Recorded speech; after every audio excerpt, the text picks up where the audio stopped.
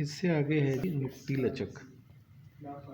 इससे जो हमने पहले पढ़ा था वो था आपका, ये देखिए पीछे कुल इखराजात का तरीका। इसके साथ ही आगे आता पॉइंट, वो है नुक्ती लचक।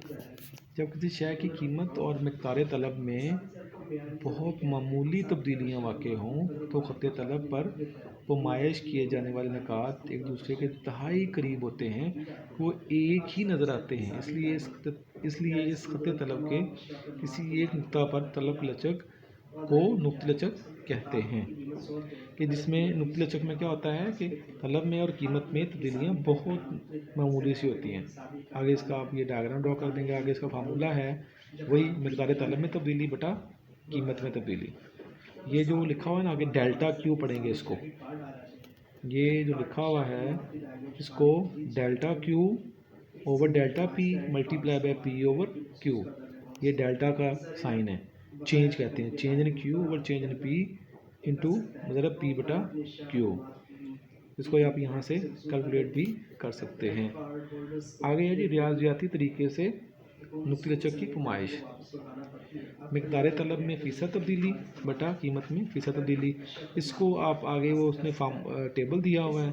चीनी की कीमत 8.4 से 8.2, ₹8.40 से ₹8.20 हो गई है।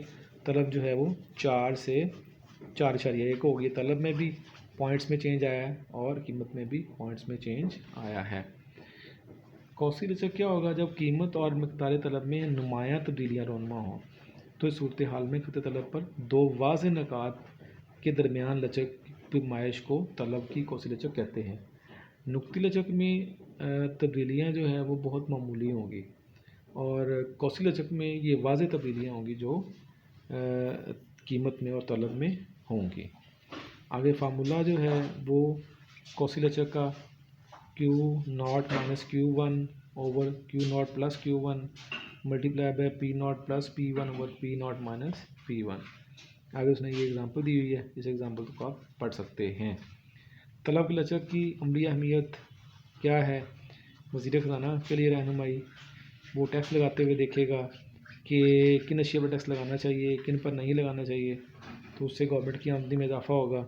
इजारादार की रहनुमाई, इजारादार को अपनी अशिया की रसद पर मुकम्मल कंट्रोल हासिल होता है, इसलिए वह अपनी मर्ज़ी से अशिया की कीमत का तयन करता है। जब किसी अशिया की तलब ज़्यादा हो तो वो कभी भी उन अशिया पर कीमत नहीं बढ़ाता, क्योंकि उससे उसकी आमदनी में कमी वाक़ हो सकती है। लेकिन कम लचकदार अशिया की सूरत में बिला खौफ व ख़तर कीमत बढ़ा देता है। सनतकार की रहनुमाई, सनतकार की भी रहनुमाई होगी।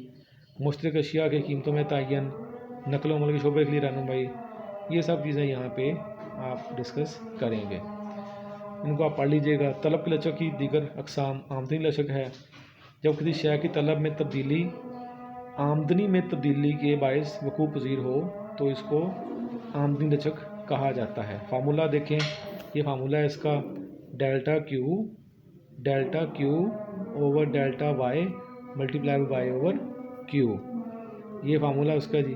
उसके बाद आगे इसने आमदनी दी 1000 से 2000 हो गई है, तलब जो है 50 से 100 हो गई है, तो ये कहा जाएगा आमदनी लचक।